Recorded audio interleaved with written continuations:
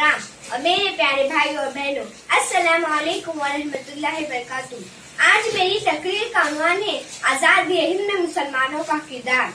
हाजरीन, ये वो हिंदुस्तान है जो गंगा जमुनी तहजीब का संगम था, जिसे सोने की चिड़िया कहा जाता था। अंग्रेजों से देखा न गया, उसने अय्यारी और मक्कारी से इस पाक सरजमीन पर कब्जा कर लिया। कौन नहीं जानता कि जब अंग्रेजों के इक़्तिदार का सूरज बंगाल के मतला से तुलू हुआ और रफ्ता रफ्ता सारे हिंदुस्तान में फैल गया, तो सबसे पहले हमारे आबा व अजदाद ने हिंदुस्तान की अजमत और बुलंदी को पामाल करने वाली कौम का तआक़ुब किया।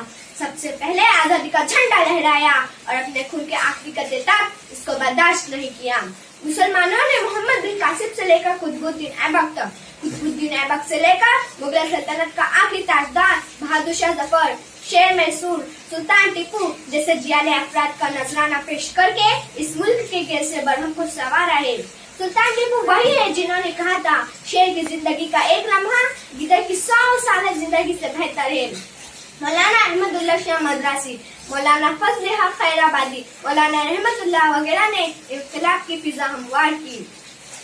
दोस्तों, अंग्रेजों ने सबसे ज्यादा निशाना मुसलमानों को बनाया। सिर्फ दिल्ली के बारे में लिखा है, हजारों मुसलमानों को फांसी दी गई, जिला वतन किए गए, सूली पर चढ़ाए गए, जिंदा आंख में झोंक दिए गए। खुद मुगल सल्तनत का आखिरी ताजदार बहादुर शाह जफर को कैद किया गया और उनके नौजवान बेटों का सर काट के बादशाह के सामने पेश किया गया। तब मुसलमानों का दावा था, सरफरोशी की तमन्ना अब हमारे दिल में है, सरफरोशी की तमन्ना अब हमारे दिल में है, देखना है जोर कितना बाजुए कातिल में है। मोहतरम हाजरीन, वतन को जब भी जिस किस्म की कुर्बानी की जरूरत पड़ी, मुसलमान उसमें हमेशा आगे रहे। तहरीक मवालत में हजारों मुसलमानों ने सरकारी मुलाजमती छोड़ी। हिंदुस्तान छोड़ो आंदोलन में करो या मरो का नारा यूसुफ मेहर अली ने दिया। टैक्स मत दो तहरीक की क़यादत सरहदी गांधी खान अब्दुल गफ्फार खान ने की। सन 1931 में जब फंड की फराहमी के लिए गांधी जी ने चंदा की अपील की, तो सिर्फ एक मुसलमान उमर सुबहानी ने 43 लाख रुपए जमा किए। हजरत मौलाना हसन मोहानी रहमतुल्लाह अलैह ने सबसे पहले मुकम्मल आजादी का तस्वर पेश किया। हजरत मौलाना अबुल कलाम आजाद रहमतुल्लाह अलैह ने अखबार अल हिलाल और अल बला के जरिए, मौलाना हजरत मोहम्मद अली जौहर रहमतुल्लाह अलैह ने कामरेड के जरिए, मौलाना जफर अली खान रहमतुल्लाह अलैह ने जमींदार के जरिए मुस्लिम आवाम के दिलों में बराबर आजादी की रूह फूंकते रहे। बड़ी मेहनतों और कोशिशों से ये मुल्क आजाद हुआ। अलगर्ज 1857 की जंग में मुसलमानों ने जिस कदर अपना खून बहाया, दीगर बरादर वतन ने मगर उतना पसीना भी न बहाया होगा।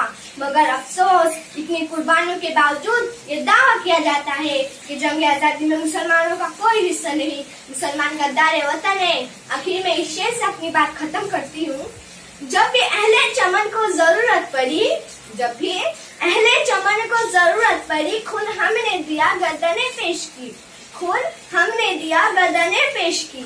फिर भी कहते हैं हमसे ये अहले चमन, फिर भी कहते हैं हमसे ये अहले चमन, ये चमन है हमारा तुम्हारा नहीं। खुदा हाफिज।